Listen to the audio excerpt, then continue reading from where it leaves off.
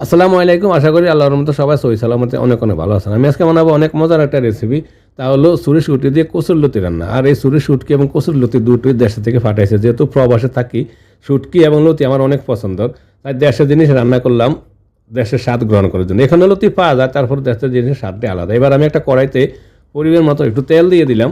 বেশি তেল দিন, আমি কিন্তু অল্প তেল দিছি। তারপর বড় সাইজের একটা পেঁয়াজ চিকন করে কুচি করে নিয়ে নিলাম। তেলটা গরম হওয়ার পর আমি পেঁয়াজগুলো দিয়ে দিলাম। পেঁয়াজ দিয়ে প্রায় 3 মিনিটের মতো একটু পেঁয়াজগুলো আমি বাদামি কালার করে নিয়ে নিব। মিডিয়াম হিটে রেখে ফ্রাই করে প্রায় 3 মিনিট পেঁয়াজগুলো দেখুন যখন বাদামি কালার হয়ে গেছে, এবার আমি দিয়ে দেবো আদা রসুন বাটা। এখানে আধা চা চামচ রসুন বাটা আর 1 চা চামচ দিলাম আদা বাটা। আদা রসুন দিয়ে আমি 15 থেকে 20 সেকেন্ডের মতো একটু ফ্রাই করে নিব। এতে করে আদা রসুনের কাঁচা গন্ধটা চলে যায়। তারপরে দিয়ে দেবো হালকা কিছু মশলা। এখানে আধা চা চামচ দিলাম হলুদ গুঁড়া, 1 চা চামচ দিলাম লাল মরিচের গুঁড়া, 1 চা চামচ দিলাম ধনিয়া গুঁড়া আর আধা চা চামচ দিলাম জিরা গুঁড়া। তারপরে মশলাগুলো যাতে পুড়ে জ্বলে না যায় তার জন্য আমি একটু পানি দিয়ে দেবো। আর এই পানি দিয়ে আমি মশলাগুলো ভালো করে একটু কষে নিব। প্রায় 4 থেকে 5 মিনিটের মতন মশলাগুলো এইভাবে আমি ভালো করে একটু কষে নিয়ে নিলাম। দেখুন মশলাগুলো কিন্তু ভালো করে কষানো হয়ে গেছে, যাতে মশলা গন্ধটা না থাকে। তারপরে দিয়ে দিলাম ছুরি শুটকি। এখানে কিছুটা ছুরি শুটকি আমি কেটে ধুয়ে ভালো করে নিয়ে নিলাম। এবার আমি শুটকিগুলো দিয়ে তার সাথে স্বাদ মতো লবণ দিয়ে দিব। লবণ দিয়ে আমি প্রথমে শুটকিগুলো একটু কষে নিব। লাড়াছাড়া দিয়ে দিলাম মশলার সাথে। নাড়াছাড়া দিয়ে ঢাকনা লাগিয়ে 6-7 মিনিট প্রথমে শুটকিগুলো একটু কষে নিব। চুরি শুটকি দেশের শুটকিগুলো কিন্তু তাড়াতাড়ি গলে যায়। এবার আমি 5-6 মিনিট কষে নিয়ে নিলাম। কষে নেওয়ার পরে শুটকিগুলো তাড়াতাড়ি গলে যায়। আর এখানে কিন্তু প্রবাসের শুটকিগুলো শক্ত হয়ে থাকে। আবার একটু হালকা নাড়াছাড়া দিয়ে আমি লতি দিয়ে দেবো। এই লতিগুলো কিন্তু আমার দেশে থেকে কুটে সুন্দর করে সাফ করে দিয়ে দিছে। যাই হোক, এবার আমি লতি দিয়ে দিলাম। লতিগুলো একটু শুকিয়ে গেছে, তার জন্য কালারটা একটু চেঞ্জ হয়ে গেছে। লতি দিয়ে আবার একটু নাড়াছাড়া দিয়ে মশলার সাথে মেখে নিয়ে নিব।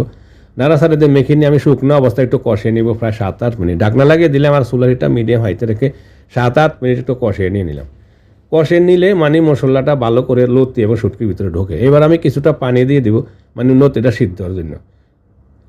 পানি দিয়ে আমি একটু নাড়াচাড়া দিয়ে দিলাম আর ঢাকনা লাগিয়ে মিডিয়াম হাইতে রেখে 10-15 মিনিট রান্না করে নিব। এখানে আমি কিছুটা রসুনের আস্ত কোষ দিয়ে দিলাম। প্রায় 3টা রসুনের আস্ত কোষ নিয়েছি। শুটকি অথবা লতির সাথে এরকম রসুনের আস্ত কোষ দিলে ভালো লাগে, আপনারাও দিতে পারেন। তারপর ঢাকনা লাগিয়ে 10-15 মিনিট মিডিয়াম হাইটে রেখে আমি রান্না করে নিয়ে নিব। চলে আসলাম প্রায় 15 মিনিট পর। এর মাঝে কিন্তু অফ ক্যামেরায় আমি আরও 2বার চেক করে নিয়ে নিছি।